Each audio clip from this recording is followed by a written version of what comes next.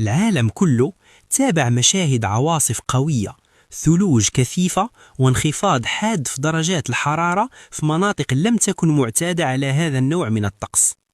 في أوروبا والغرب عموما شهدت عدة دول عواصف شتوية عنيفة تسببت في تعطل حركة النقل، إغلاق مدارس وانقطاعات في الكهرباء.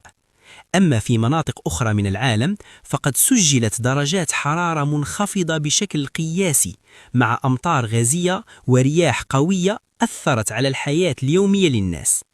لكن السؤال الأهم هو: لماذا حدث كل هذا؟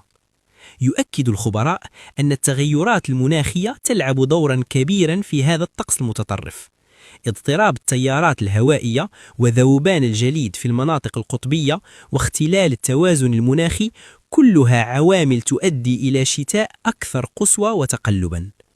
هذه العواصف ليست مجرد أرقام أو أخبار عابرة، بل إنذارات حقيقية تذكرنا بأن الطبيعة تتغير وأن الاستعداد والوعي أصبحا ضرورة لا خيارا.